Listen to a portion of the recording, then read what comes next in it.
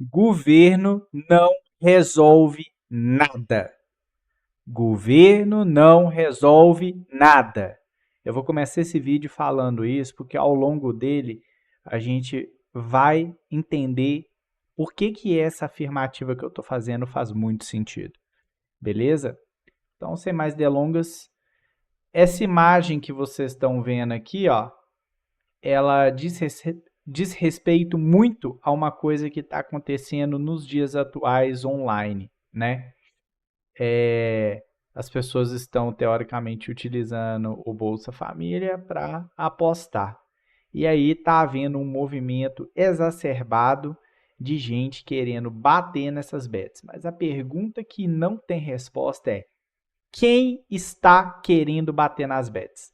Vamos lembrar do seguinte: se não existisse esse cara aqui, eu vou falar isso logo de cara, que é para você refletir enquanto eu vou falar as outras coisas.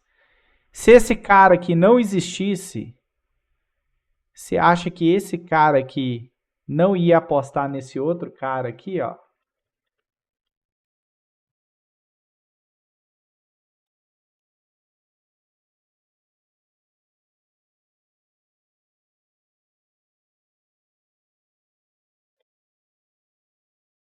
Você acha que esse cara não ia apostar nesse outro cara aqui, ó? Loteria Federal. Qual é a diferença de uma bet para a Loteria Federal?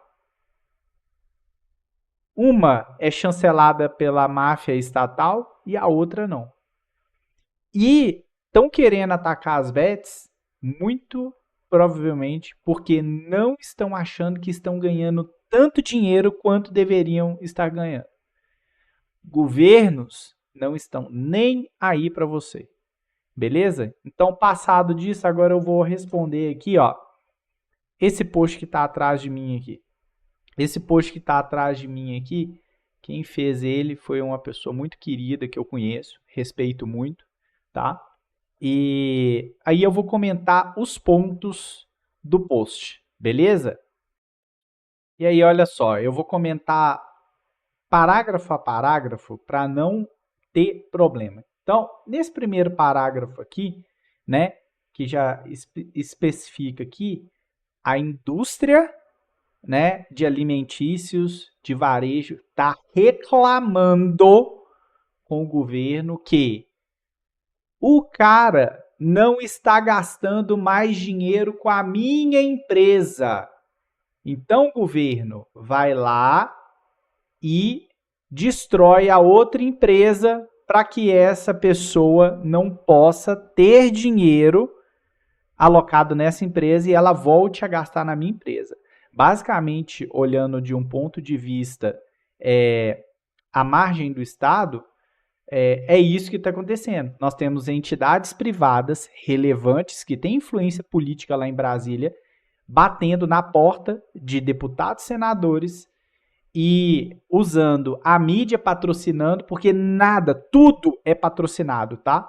Alguém tem um interesse econômico muito grande por trás para que essas bets deixem de funcionar, para que esse dinheiro deixe de ser alocado nas bets para ir para outros lados. Mas aí muita gente vai perguntar: Guilherme, você está defendendo as bets? Não, eu não estou defendendo as bets, até porque todo mundo sabe que existe uma máxima: a casa sempre ganha. E todo mundo sabe disso por causa dos filmes, seriados, notícias, né? Mas mesmo assim, as pessoas ainda assim insistem em ir para esse sistema onde elas sabem que no final elas vão perder. Elas têm certeza que elas vão perder. Mas a gente vai chegar lá nas motivações também do porquê que a sociedade vai para esse lado. Beleza? Então, se tratando desse segundo parágrafo aqui, ó, aí ela já começa falando sobre a questão da lentidão do Estado em regular as coisas.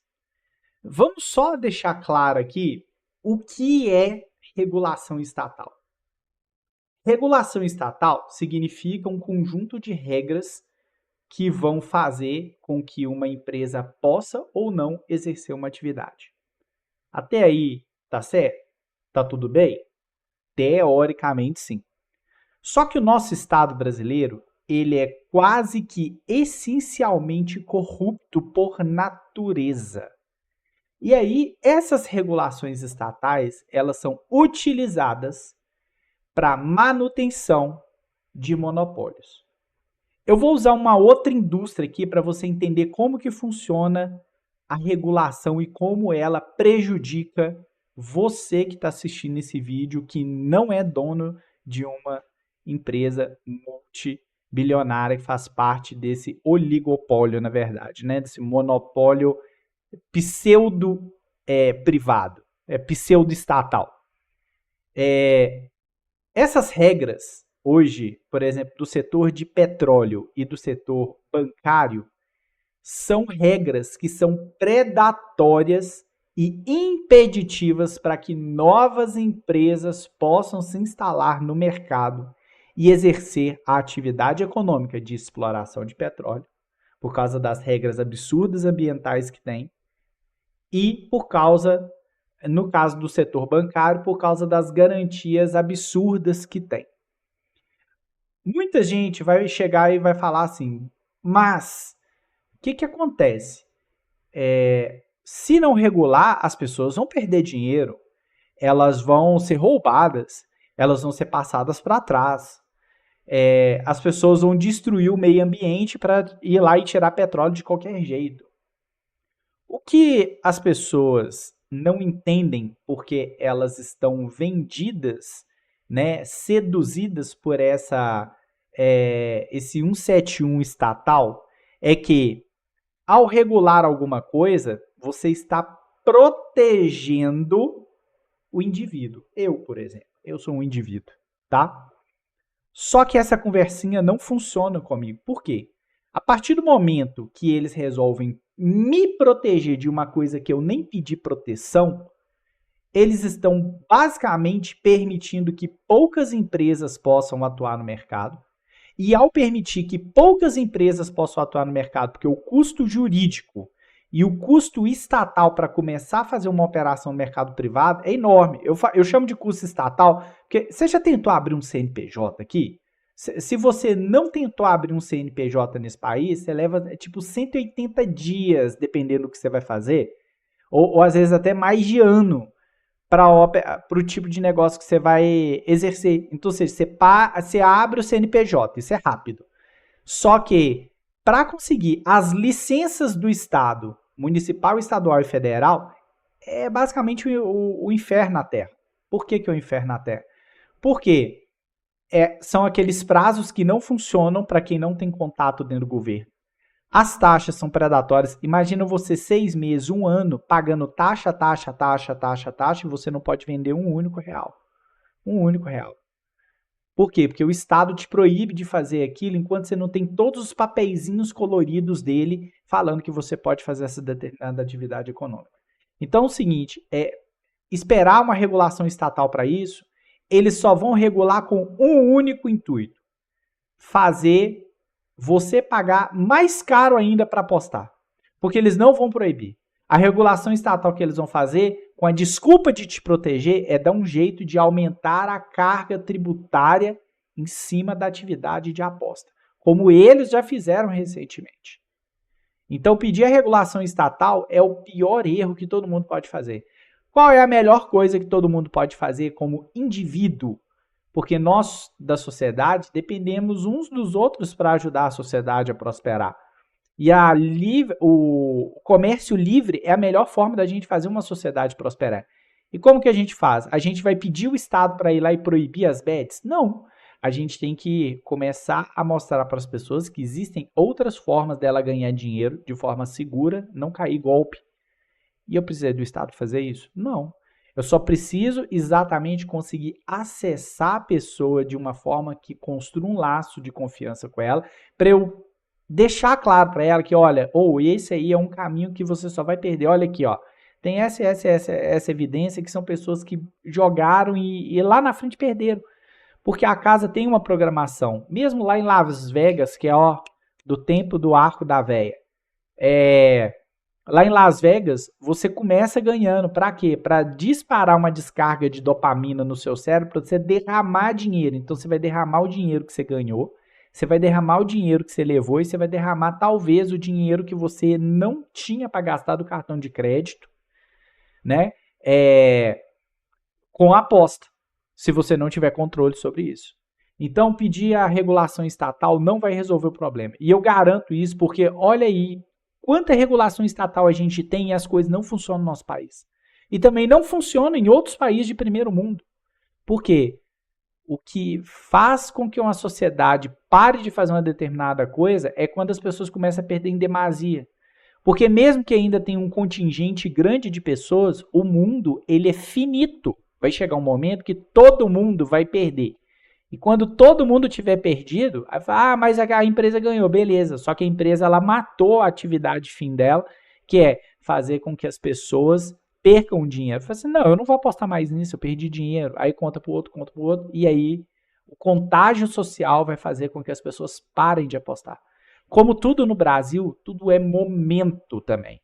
A gente está passando por um momento onde as bets, de forma muito sábia, né? E eu falo sábia no sentido de esperteza comercial, de posicionamento de mercado, né? Elas criaram uma narrativa onde Joaquim, Maria, José apostam e ganham. E aí construiu, eu não sei se vocês sabem, mas existem influenciadores anônimos, que são pessoas que elas simplesmente não são famosas e elas recebem grana, carro, casa, viagem, mimo de luxo. Para quê? Para ostentar uma vida, para fazer com que você acredite que, olha, essa pessoa não é famosa, ela não é uma influenciadora do jogo, mas ela ganhou no jogo. Então, essa é uma forma que eles estão arrumando de ludibriar, né, de criar uma narrativa na cabeça do cara que apostar dá dinheiro. Beleza? Agora, vamos trazer isso para um outro lado.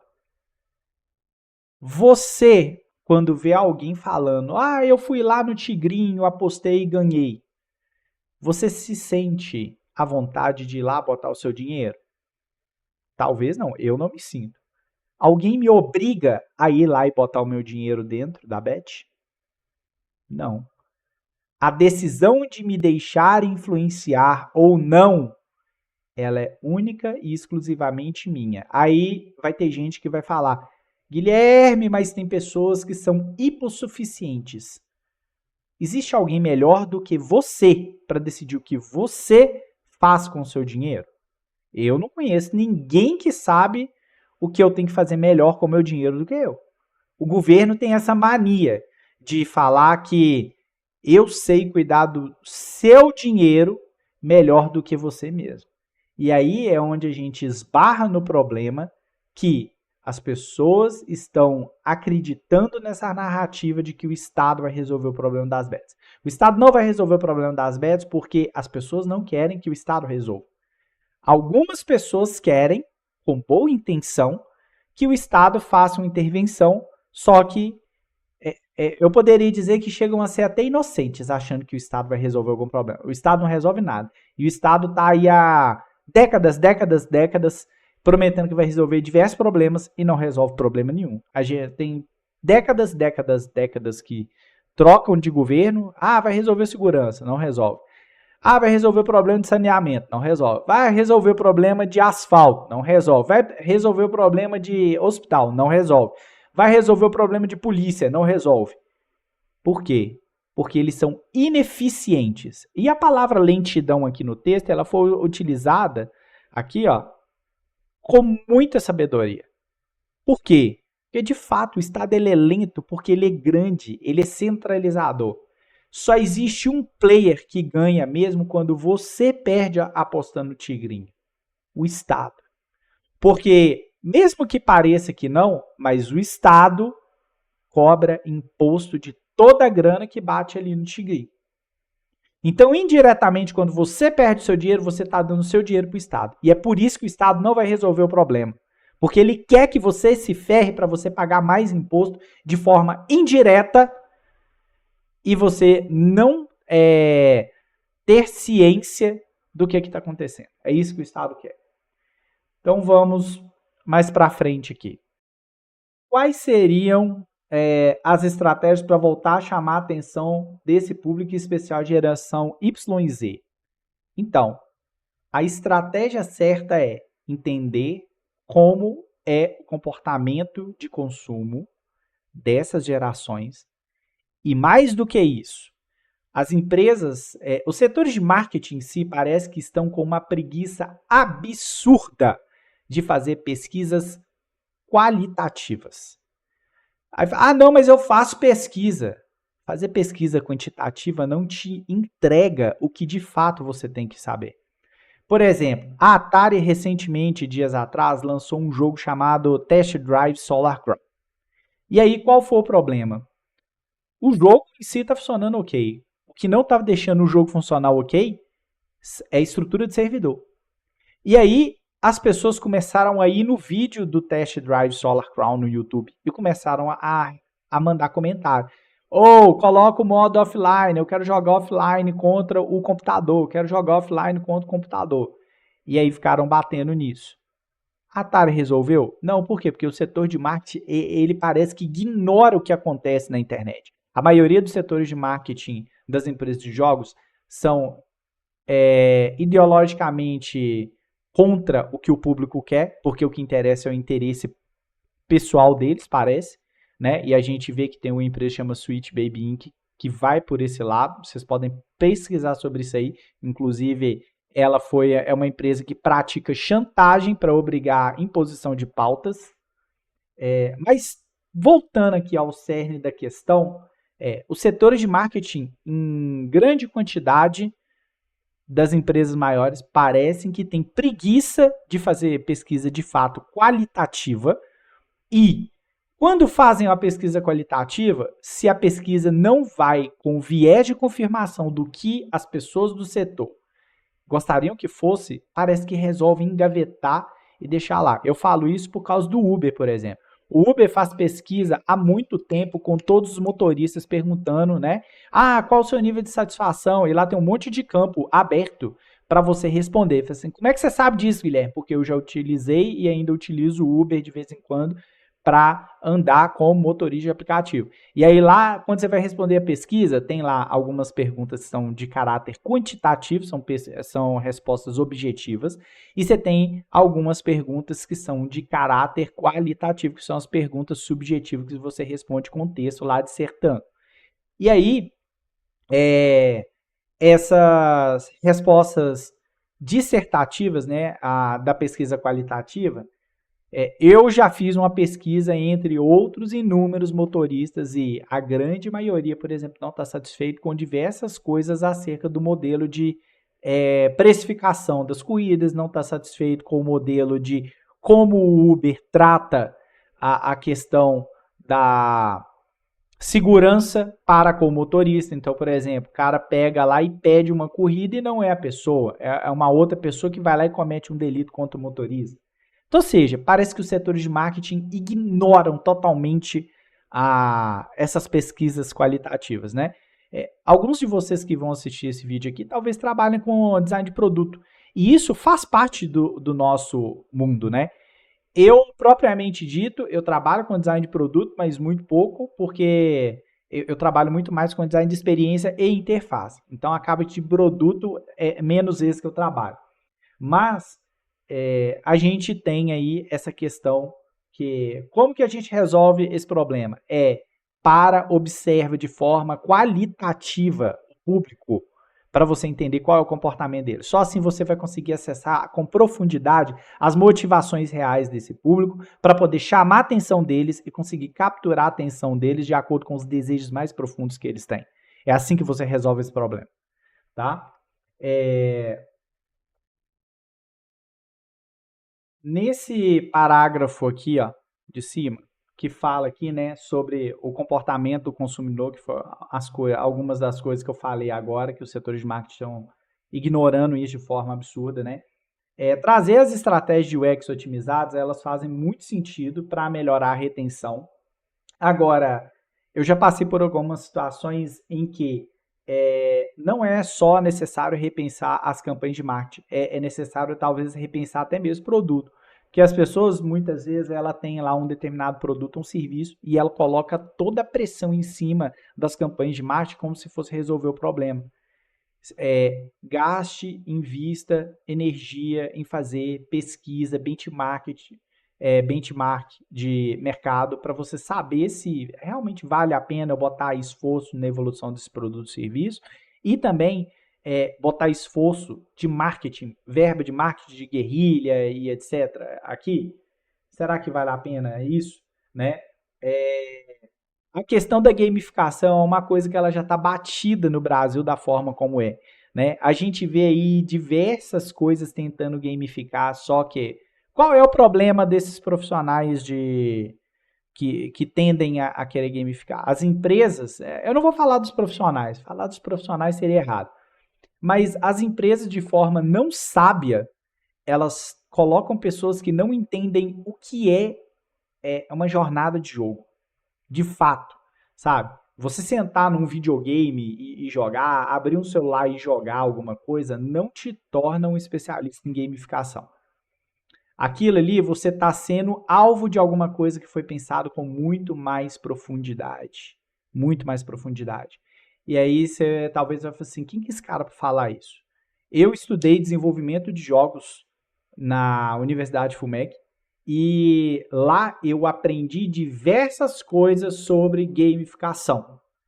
E as estratégias para se trabalhar a gamificação, elas têm de ser estudadas com muita profundidade para você ter certeza de que aquelas mecânicas são relativas e elas corroboram com a realidade do produto ou do serviço. Se a gamificação ela for posta de uma forma que não comunica de forma muito íntima e cria uma cultura por detrás, porque o que torna algo gamificado muito aderente ao mercado é exatamente você garantir que você está construindo um universo de cultura. Por exemplo, a Apple, ela não tem nada gamificado, mas ela tem uma cultura que faz com que as pessoas que gostam de Apple utilizem Apple de forma ad infinito, não importa. Às vezes ela colocou uma vírgula no iOS e falou que vai custar $2.000 a mais o telefone. A pessoa vai pagar. Por quê? Porque a pessoa é aderente à cultura da empresa. Então, processos de gamificação bem-sucedidos são processos que conseguem fazer a cultura ser instalada no usuário. Beleza? E isso também tem a ver com o UX e com o CX também, que é o design de cliente, né? Que é a jornada do cliente ali, que é o Customer Experience. Então, tem que ser levado isso em conta. Agora, vou para outra parte aqui. Então, esse parágrafo que fala sobre a ascensão das plataformas de aposta aqui, isso aqui é uma coisa que não é aconselhável os setores de e-commerce, como por exemplo ela disse aqui, continuar evoluindo e se reinventando. Os setores de e-commerce, eles começaram no Brasil de uma forma errada. Aí eu falei assim, mas por que começou de forma errada? Olha só. Eu tenho essa caneta aqui, beleza? Essa caneta aqui. Eu ia na loja e eu pagava R$2 nessa caneta, perfeito? Aí o que o espertão do comerciante fez quando ele criou um e-commerce? Ele chegou e falou assim, esse produto é só sobre guerra de preço. E aí ele criou uma cultura para o nosso povo que já ama desconto de que essa caneta só pode ser comprada online se ela custar R$1,20, R$1,30. Aí eu te pergunto, como que o setor de varejo e e-commerce vai crescer, sendo que você, lá desde a unha, criou uma cultura onde esse produto é vendido com uma porcentagem de desconto enorme. E aí você vai na loja, no mesmo dia, daquela loja online, e esse produto custa 70 centavos mais caro. Pensa comigo, raciocina. Não faz o menor sentido. Então, o que acontece? O setor de varejo, né, em si, o setor de serviço em si, não pode olhar para gamificação como um caminho ideal para o seu negócio. Por quê? Processos de gamificação, eles têm de fazer sentido para o cliente. Se o processo de gamificação simplesmente existir por existir, é um programa de ponto. Por exemplo, a empresa de cinema, Cinearte, ela criou o Cinearte Clube lá, né? Eu esqueci o nome do programa deles lá. Mas, e aí você vai indo ao cinema e você vai acumulando pontos. E como que eles gamificaram o negócio? Ir ao cinema e comprar o ingresso, você ganha X pontos. Aí, ok, tem a ver, tem aderência. E aí, eles colocaram algumas outras coisas dentro dessa aplicação, que eles criaram meio que uma rede social. Então, você ficou mandando mensagem, interagindo, ganha tantos pontos. Você fez login diário, ganha tantos pontos. Eles foram criando toda uma cultura em volta ali da cultura do cinema, em volta da empresa.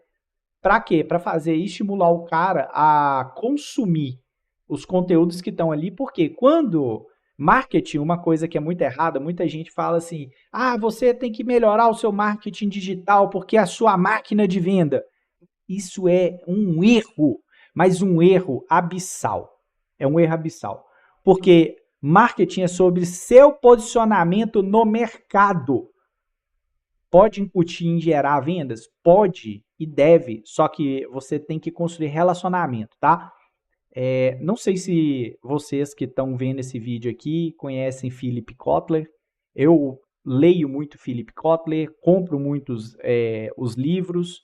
E uma das coisas que eu aprendi com cada leitura de cada marketing 1.0, 2.0, 3.0, 4.0, e eu ainda estou lendo o 5.0, é que o comportamento da humanidade mudou. Uma coisa legal da literatura do Kotler é exatamente que ele pega e ele faz com que as pessoas respondam a pesquisas muito mais qualitativas. Então, ele nunca faz a pesquisa sozinho. O meu setor de marketing vai fazer a pesquisa. Não. Kotler se junta com pesquisadores de antropologia, de comportamento humano, psicologia, ou seja, pessoas que são especialistas em pessoas, para ele conseguir tentar criar padrões para tentar determinar probabilidades de comportamento que possam levar a determinada atividade com relação ao indivíduo. A partir desse tipo de pesquisa que é muito densa, leva tempo para acontecer, aí ele chega e constrói algumas teorias de como você pode alcançar determinados caminhos para alcançar essas pessoas. Então, assim, trazer uma estratégia de gamificação para e-commerce e varejo pode funcionar? Não necessariamente. Não necessariamente mesmo. Talvez uma estratégia de cashback ela vai ser muito mais efetiva do que uma estratégia de gamificação. Entende? A Steam, por exemplo, que é a plataforma de jogos online, ela tem uma estratégia muito mais interessante, que é você compra o jogo, você ganha ponto. Você joga o jogo, você ganha cartas, que você pode trocar por outras cartas, ou pode trocar por pontos, ou pode vender esta carta para outro usuário por dinheiro de verdade. Esse dinheiro cai na sua carteira, e ao cair na sua carteira, você pode usar esse dinheiro que você ganhou jogando, ao vender as cartas e você ganhou jogando, para complementar e comprar um novo jogo. Essa é uma estratégia de gamificação inteligente. Mas olha o que eu falo sobre a questão da cultura. Você está numa plataforma de jogos, criando uma cultura de comércio dentro, né? Que você só através de jogar vai conseguir acessar os itens para você participar desse comércio e poder comprar de novo, voltando ao início do ciclo, na compra do jogo com uma vantagem financeira. Você alimenta a vida da plataforma, você alimenta o ecossistema da plataforma, você alimenta o jogo vivo, porque as pessoas têm que jogar para elas ganharem as cartas. Então, ou seja, é um ecossistema vivo ali por trás. Por isso que o processo de gamificação para a Steam funciona muito bem. A Epic, ela está copiando isso aí mais ou menos. Ainda não tá bem longe do que a Steam faz, mas é isso, né? Então, assim, eu acabei falando aqui, né? Aqui o último parágrafo fala assim, né? O que você acha? Quais outras estratégias de varejo de e-commerce podem adotar para se adaptarem a essa nova realidade, né? Então, eu estou deixando meu comentário aqui. Isso aqui deu quase meia hora, né? Deu meia hora, na verdade. Porque não tem como falar pouco sobre isso, sabe? Porque é um assunto muito denso. Mas essa questão das bets não é o Estado que vai resolver, gente. Não é o Estado que vai resolver. Eu prometo para você que não é o Estado. Somos nós que vamos resolver, mostrando para essas pessoas que os meios de se ganhar dinheiro, de se prosperar na vida, são outros caminhos e não através de aposta. A Mega Sena está aí para provar que as pessoas ganham e quebram. Quebram. As pessoas apostam uma vida inteira e não ganham. E qual é a diferença de se apostar na Mega Sena e se apostar numa bet? Pensem nisso.